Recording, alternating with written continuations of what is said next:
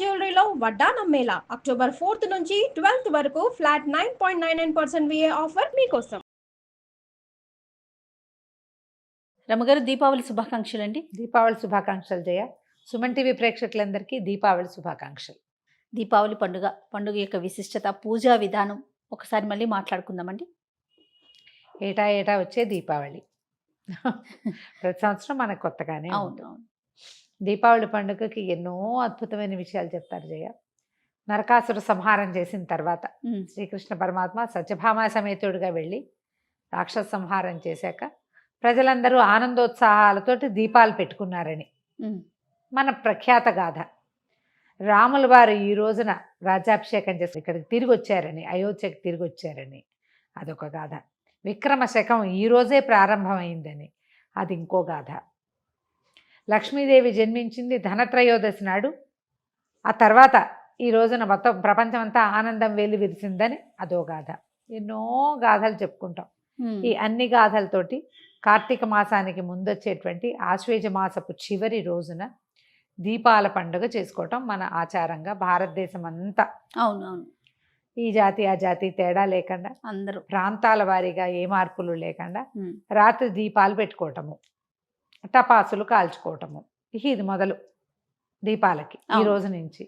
అయితే ఇది వాతావరణంలో వచ్చేటువంటి ఎన్నో రకాల మార్పులకి ఇది ఒక ప్రత్యేకమైన సందర్భంలో ఇలా చేయటం వల్ల చాలా ఇబ్బందులు తొలుగుతాయని, అనారోగ్యాలకి అవకాశం వచ్చేటువంటి ఈ మాసంలో కార్తీకానికి ముందు రోజు మనం ఈ నీళ్ల వల్ల అక్కడ స్టాగ్నేట్ అయిపోయిన వాటర్ వల్ల, అప్పుడే ప్రారంభమైన చలి వల్ల వచ్చేటువంటి చాలా రకాల ఇబ్బందుల్ని అధిగమించడానికి విస్తారంగా దీపాలు పెట్టడం, విస్తారంగా టపాసులు కాల్చటం, భూమి మీద దీపాలు పెట్టుకుంటాం.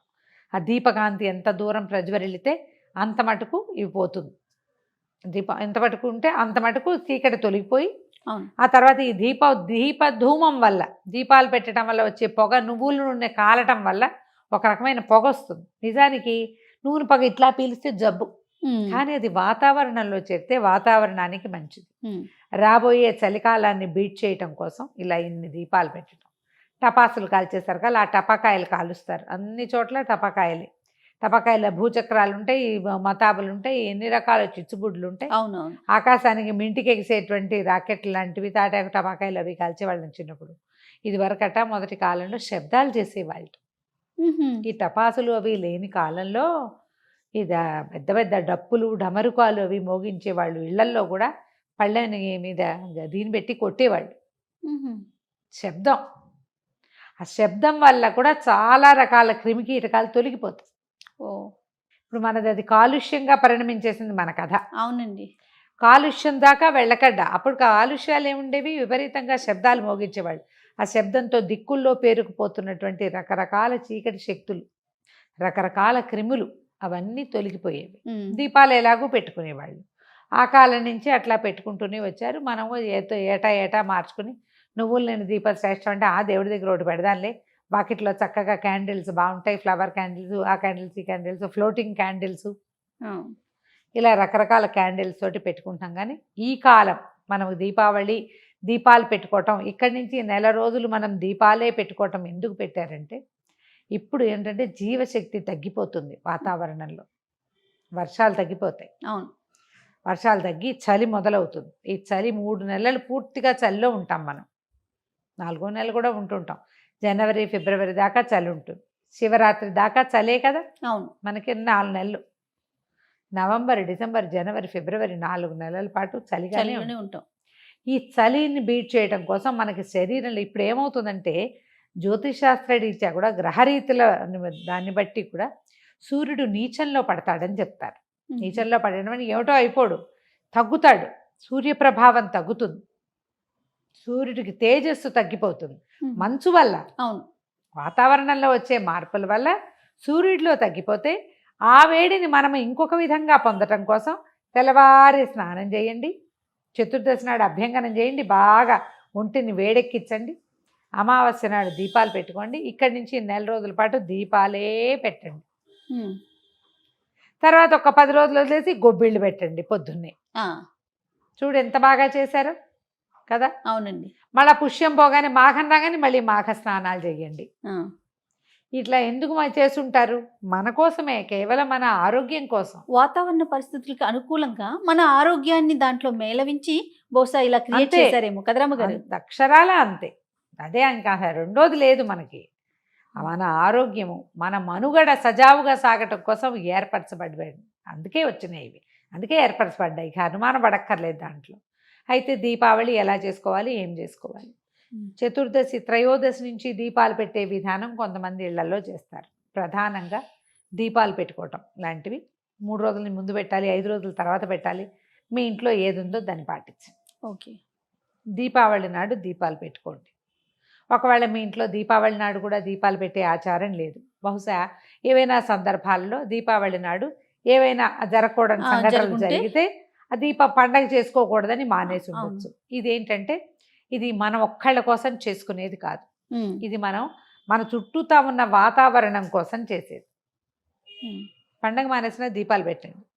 అది కూడా తైల దీపాలు, మట్టి ప్రమిదలు, దాంట్లో ఒత్తులు వేసి, పత్తితో చేసిన ఒత్తులు వేసి, నువ్వుల నూనె పోసి వాకిట్లో పెడితే మీ వాకిట్లో ఉన్నటువంటి రకరకాల వాతావరణంలో ఉన్న సూక్ష్మ క్రిములు తగ్గిపోతాయి. మీ ఇంట్లో పేరుకునేటువంటి చలి తగ్గిపోతుంది. ఆ నూనె వల్ల, కాలిన వల్ల వచ్చే ధూమం మన చుట్టూతా ఉన్న వాతావరణంలో ఉన్న చాలా రకాల సమస్యలకి సమాధానంగా ఉంటుంది. ఆనవాయితీయే ఉండాలని భావించొద్దు. నేను ఏ విషయము ఇలా చెప్పను. అవునండి.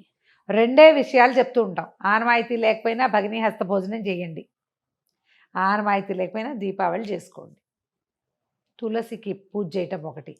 అలాంటివి ముఖ్యం, మనకు మంచిది అవి, అందుకని చేసుకోవాలి. ఈ దీపావళి పండగ ఇలాగా దీపాలు పెట్టుకోవటం. కొత్త దీపాలు కొనాలా, పాతవి పెట్టుకోవచ్చా? పాత వాటితో ఎప్పుడూ కొత్తవి యాడ్ చేసుకుంటూ ఉండాలి. అవును, యాడ్ చేయాలి. వేరే ఏ నూనెలు వాడదు, స్వచ్ఛమైన నువ్వుల నూనె వాడుకోవాలి. ఇది మన ఆరోగ్యానికి సంబంధించింది కాబట్టి ఇక్కడ కాంప్రమైజ్ కావద్దు. ఓకే, కాంప్రమైజ్ కాకండి. తర్వాత ఆకాశ దీపాలు పెట్టే విధానం ఉంటుంది. మనం ఇప్పుడు ఏం ఊరికే పైన తగిలిస్తాం, ఇట్లా గుత్తులు దొరుకుతాయి. నా దగ్గర కూడా 2 గుత్తులు ఉన్నాయి. ఇలా ఉండి చుట్టూతా 4-5 దీపాలు పెట్టుకోవచ్చు. వాకిట్లో విద్యుత్ దీపాలు అలంకరించుకుంటాం. ఇప్పుడు వాకిట్లో దీపం పెట్టకుండా విద్యుత్ దీపాలు చేయబోకండి దయచేసి. విద్యుత్ దీపం వల్ల మనకు పెద్దగా వనగొడే ప్రయోజనం కానీ ఆరోగ్యం కానీ ఏమీ ఉండదు. తైల దీపమే చాలా మంచిది, శ్రేష్టము. అయితే ఈ రోజున లక్ష్మీదేవి జన్మదివసంగా చెప్తారు. అంటే ఈ జన్మదివసం అని అంటానికి వీల్లేదు. ఆమె త్రయోదశి నాడే వాళ్ళు పుట్టారని ఒక గాథ. ఓహో, త్రయోదశి నాడే పుడితే ఈ రోజున లక్ష్మి ఏంటంటే మొత్తం ప్రపంచం అంతా వ్యాపించింది. అందుకని తప్పక ఈ దీపావళి అమావాస్య నాడు లక్ష్మీ పూజ చేసుకుంటాం సమృద్ధి కోసం. కుబేర పూజ చేసే వాళ్ళు కూడా కొంతమంది కనపడతారు. అది ధనత్రయోదశి నాడు కూడా కుబేర పూజ చేసుకోవచ్చు. అయితే ఈ లక్ష్మీ పూజ ఏంటి? ఇది మన ఇళ్లలో ఉంటే వ్యాపారస్తులు సాధారణంగా చేస్తారు. మంచిది కదా అని చేసుకునే వాళ్ళు కొంతమంది. మన అలవాటు, ఆసక్తి, ఇందులో తప్పు లేదు, ఆనవాయితీ ఉండాల్సిన అవసరము లేదు. సాయంకాలం దీపాలు పెట్టాక లక్ష్మీదేవిని స్థాపన చేసుకోవటం, లక్ష్మీ అష్టోత్తరం లాంటివి చదువుకోవటం, ఏదైనా శనగతో చేసినటువంటి తీయటి పదార్థాన్ని అమ్మవారికి నివేదన చేసుకోవచ్చు. మీకు ఆసక్తి ఉంటే చేసుకోండి, తప్పులేదు. దీనివల్ల ఏదో అయిపోతుంది అనుకోదు, అది అయిపోదు ఇది అయిపోదు, మంచిది మాత్రమే. అదేదో అయిపోతుంది లేదా ఇది వచ్చేస్తుంది కాదు, శుభం. లక్ష్మి అంటే ఏమిటి? డబ్బు కాదు, సమృద్ధి, వృద్ధి, మనం ఆరోగ్యం, అది అన్ని విషయాల్లోనూ ఆరోగ్యం, అభివృద్ధి, వ్యాపారాల్లో అభివృద్ధి, ఇంట్లో ఖుషాలి, చాలా సంతోషంగా ఉంటాం మనం, అది కూడా వృద్ధి చెందుతుంది. అంతే. లక్ష్మి అంటేనే వృద్ధి అని అర్థం. సో చక్కగా లక్ష్మీ పూజ చేసుకోవటం. బజార్ నుంచి రకరకాల స్వీట్లు తెచ్చుకుంటాం, కానీ అమ్మవారికి ఏదైనా కొంచెం చిన్నది మీ చేతితో చేసి పెట్టుకోండి. పెద్దవి చేయలేము, గిసురుపాకులు చేయలేము. కొంచెం బియ్యం అంత శనగపప్పు వేసి పాయసం చేయండి. శనగపప్పు మంచిది కదా, అందుకని పాయసం చేసుకుని నివేదన చేసుకోండి. స్నేహితులతో, చుట్టుపక్కల వారితో తగాదాలు, పోట్లాటలు లేకుండా. తర్వాత టపాసులు కాలుస్తాం, దీపాలు వేరుస్తాం కాబట్టి దీపాల వల్ల కానీ టపాసుల వల్ల కానీ ప్రమాదాలకి లోన్ కాకుండా. చిన్నపిల్లలు ఉన్నవాళ్ళు చక్కగా కాటన్ బట్టలు వేసి, ఈ పెద్ద పెద్ద గౌన్లు ఇప్పుడు వస్తున్నాయి, పిల్ల ఎక్కడ ఉంటే దాని గౌన్ అక్కడెక్కడో ఉంటుంది. అవునవును. వీళ్ళే కాదు, ఇప్పుడు మగపిల్లలు కూడా ఏమిటో పెద్ద పెద్ద డ్రెస్సులే వేసుకుంటారు, ఇంత చున్నీలు ప్రతి వాళ్ళు. అవన్నీ అంటించుకోకుండా జాగ్రత్తగా టపాసులు కాల్చేటప్పుడు కేర్ఫుల్గా ఉండటం, వాకిట్లో ఓ బకెట్ నీళ్ళు పెట్టుకోవటం, పిల్లలు ఏమైనా పొగ పీల్చేశారు పొగంతా అంటే వెంటనే ఇమీడియట్గా మొహాలు కడిగేసేయటం, తీయని పదార్థం ఏదైనా తినటం, బెల్లంతో చేసినవి తప్పకుండా ఉంచుకోండి. స్వీట్లు పంచదార ఒకటే కాదు, దీపావళి టపాసుల పొగకి విరుగుడు బెల్లం. ఏ స్వీట్లు చేయలేదు, మనకు అవకాశం లేదు, ఇంత బెల్లం తినిపించండి. పిల్లలు ఒకవేళ పొగ పీల్చేస్తే పొగలు పీల్చే పరిస్థితి రాకుండా జాగ్రత్త పడండి. సాధ్యమైనంత కాలుష్యాన్ని పెంచకుండా టపాసులతోటే, కానీ ఎక్కువ టపాసులతో చాలా పొగొచ్చే రకాలు కాకుండా, వాయు శబ్ద కాలుష్యాలు లేకుండా, ఎక్కువ లేకుండా కొద్దిపాటి. ఎందుకంటే మనకు ఆ పొగ అవసరం, ఆ గంధకం కాలిన పొగ మన చుట్టూతా ఉన్న దోమల్ని ఈగల్ని అన్నిటి పోగొడుతుంది కదా, అన్నీ అవసరం కదా. ఇళ్లల్లో కాల్చకండి, బాల్కనీస్లో కాల్పించకండి, ఓపెన్ ప్లేసు ఖాళీగా ఉండే చోటకి తీసుకెళ్తే మంచిది. అయితే ఈ దీపావళికి ఏం చేస్తారంటే ఒక్కొక్క ఇంట్లో ఆచారం ఉంటుంది. గోగు చెట్టు ఉంటుంది కదా, గోంగూర చెట్లు, గోగు చెట్టు ఆకులు దూసేసి చిన్న చిన్న నూనెలో తడిపిన చిన్న చిన్న బట్టలు కడతారు, వాటి అవి వెలిగిస్తారు. వెలిగించి చుట్టూతా తిప్పి కొడతారు. దిప్పు దిప్పు దీపావళి మళ్ళీ వచ్చే నాగుల చవితి అని. ఇది ఒక పద్ధతి. గోగు పుల్లలు కొట్టడం, గోగు కర్రలు కొట్టడం అని చెప్తారు. ఓకే, ఇది ఒక పద్ధతి. పూర్వం కొట్టంగోల అని చేసేవారట. ఈ కొట్టంగోల ఏంటంటే ఇవి మన దూసరి తీగలు అవి చుట్టి దాన్ని ఇట్లా విశాలంగా ఉండేలాగా చేసుకునేవాళ్ళు. కోలలు ఇది ఉంటుంది కదా మన కాగడాలు లాంటివి, అంటే అవి ఇట్లా విశాలంగా ఉండి ఎక్కువసేపు కాలే రకపు పుల్లలతోటి చేసుకునేవాళ్ళు. ఊళ్ళో వాళ్ళందరూ ఊరి చివరికి వెళ్ళి అక్కడ ఈ కోలలు వెలిగించి తిప్పేవాళ్ళట. దూరం నుంచి చూస్తే ఎంతో అద్భుతంగా ఉంటుంది, ఆ మంట తిరుగుతూ ఉంటుంది కదా. ఈ కోలల్ని కొట్టంగోల అంటారు దాన్ని. ఎవరైతే కోల తిప్పుతున్నారో వాళ్ళ కాళ్ళ దగ్గర కూర్చుంటే ఆ కోల మన చుట్టూతా ఆ అగ్ని తిరగటము మనకి దృష్టి దోషాలు పోగొడుతుంది, శారీరక రుగ్మతల నుంచి తొలగిస్తుందని బాగా నమ్ముతారు. దీన్ని కోలలు అనగానే నాకు ఒకటి గుర్తొస్తుంది. మాకు గూడూరులో మా చిట్టుగూడూరు కదా, మాకు పక్కనే గూడూరు గ్రామం మాది. మా నాయనమ్మ పుట్టిల్లు. మా నాయనమ్మ తండ్రి గారు మా ముత్తాత గారు కట్టిన ఒక నరసింహస్వామి దేవాలయం ఉంది. ఆయనే మాకు ఇలవేల్పు కూడా. అయితే ఈ లక్ష్మీ నరసింహస్వామి దేవాలయంలో ఆయన స్వామివారి కళ్యాణం చేసి ఫాల్గుణ మాసంలో చేస్తారు. అప్పుడు కోలలు తిప్పటం అంటారు, కోలల ఉత్సవం చేస్తారు. జ్వాలలు వెలిగించి జ్వాలా నరసింహుడిని పలికిస్తారు. ఆ రోజు విపరీతంగా నూనె పోస్తాం.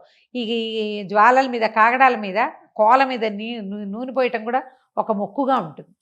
ఆ కోలని ఇట్లా పిల్లలు అందరినీ వంచి మనిషి మనల్ని వంగి నిలబడితే మన చుట్టూతా తిప్పుతారనమాట. స్వామి రక్షణలోకి మనం వెళ్ళినట్టు.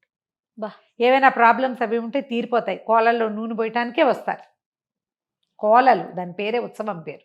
ఈ కొట్టంగోల కూడా అలాంటిదే, రుగ్మతలు తొలగిపోతాయి. ఇప్పుడు చూడు, మనము పిల్లలకి దిష్టి తీయటానికి నిప్పుతో తీస్తారు. అవునవును, తీస్తారు కదా, ఏమవుతుంది, మన ఆరా పుల్లు అవుతుంది. అవును, అనారోగ్యాలు తగ్గిపోతాయి. అలాంటిది మన ఊళ్ళల్లో చేసేవారు ఇది వరకు. ఇది గోగుపుగా కొట్టడం కూడా దాన్ని ఏదో అంటారు అట, టక్కిన పేరు గుర్తు రావటం లేదు నాకు. ఆ గోగు పుల్లల్ని కూడా దిబ్బు దిబ్బు దిబ్బు దీపావళి పాడతారనమాట. దానికి ఒక పాట ఉంటుంది, మళ్ళీ వచ్చే నాగుల చవితి నేలకేసి కొడతారు. ఇలా తీయటం వల్ల ఏమవుతుంది, మన మీద ఉన్నటువంటి ఏమైనా నీడ చీడపీడలు ఉంటే అవన్నీ తొలగిపోతాయి. వాకిళ్లలో పిల్లల్ని నిలబెట్టి చేస్తారు. మా అత్తవారింట్లో కూడా ఉంది ఆ పద్ధతి. ఒక్కొక్క చోట ఒక్కో రకంగా ఉంటుంది. మీ ఇళ్లలో ఏమున్నాయో వాటిని పాటించండి. ప్రధానంగా తప్పకుండా దీపావళిని జరుపుకోండి. దీని తర్వాత వచ్చే కార్తీక మాసం కూడా ఆరోగ్యాన్ని పెంపొందించే మంచి పద్ధతులున్న మాసం కాబట్టి చక్కగా రోజు కార్తీక పురాణం అన్నీ విని కార్తీక మాసాన్ని జరుపుకోవచ్చు. ఈ దీపావళి మర్నాడు మనం ఎలా చేస్తారంటే, ఇది ఈసారి ఎట్లా వచ్చింది మనకి, పొద్దున్న చతుర్దశి ఉంది, మధ్యాహ్నం నుంచి అమావాస్య వచ్చేసింది. దీపావళి అమావాస్యకి రాత్రి నియమం. అందుకని లక్ష్మీ పూజ పండగ రోజు సాయంత్రం, అంటే చతుర్దశి నాటి రాత్రే మనం చేసుకోవచ్చు. చేసుకోవచ్చు. అయితే ఇంకా దీంట్లో ఉల్కా దర్శనం అని అవన్నీ ఉంటాయి, పితృదేవతలకి ఆరాధన అది ఉంది, అది మర్నాడు పొద్దున్న చేసుకోవచ్చు. రాత్రి మనం దీపాలు పెట్టుకోవటము, లక్ష్మీ పూజ చేసుకోవటము, పిల్లలకి ఈ కొట్టంగోలలు అలాంటివి ఏమైనా మన దగ్గర గోగు పుల్లలు అవి కొట్టడం అంటే అవన్నీ కూడా 12వ తారీఖు రాత్రికే చేసుకోవాలి. లక్ష్మీ పూజకి శ్రేష్టం, దాంట్లో ఏ తప్పు లేదు. మర్నాడు ఇంకేమైనా చేసుకునే పద్ధతులు ఉన్నవాళ్ళు మర్నాడు చేసుకుంటారు. మామూలుగా అందరూ చేసుకోం. అయితే దీపావళి వెళ్ళిన మర్నాడే కార్తీక పురాణం మొదలు పెట్టాలి మనం. ఈసారి అలా మనం మొదలు పెట్టట్లా. 14వ తారీఖు నుంచి మనం కార్తీక మాసం మొదలవుతుంది. ఎందుకంటే దానికి ఉదయం సూర్యోదయంతో పాడ్యం ఉండాలి కాబట్టి అది 14 వచ్చింది. 12 పండగ, 13 కాళీ, 14 నుంచి కార్తీక పురాణం స్టార్ట్ చేస్తాం. కార్తీక మాసం ఆ రోజు నుంచి మొదలు. కార్తీక స్నానాలు కూడా 14 ఉదయం నుంచే మొదలవుతాయి. ఓకే. పెద్దవాళ్ళకి పెట్టుకునేది అవన్నీ కూడా మనం 13వ రోజు చేసుకోవచ్చు, 11వ తారీఖు చేసుకోవచ్చు. 12వ తారీఖు నాటి రాత్రే పొద్దున్న చతుర్దశి, రాత్రే దీపావళి పండుగ. తప్పకుండా. ఏటా చేసుకునే పండుగ అయినా కూడా మనకు ఒక ఎక్సైట్మెంట్, ఒక కొత్తదనం ఉంటుంది. చిన్న పిల్లలు ఉన్న వాళ్ళు ఇది పిల్లలతోటి మీతో జాగ్రత్తగా ఉండాలి. పట్టు చీరలు కట్టుకుని అలా చేయకుండా కొంచెం జాగ్రత్తగా పండగని అన్ని పండుగల్లో కల్లా దీపావళికే మనం జాగ్రత్తగా ఉండాల్సిన పరిస్థితి. జాగ్రత్తగా ఉండాలి. ఏ ప్రమాదాలకి లోన్ కాకుండా సంతోషంగా లక్ష్మీప్రదంగా దీపావళి జరుపుకోండి. మరొకసారి సుమన్ టీవీ ప్రేక్షకులందరికీ దీపావళి దీపావళి శుభాకాంక్షలు. శుభాకాంక్షలు.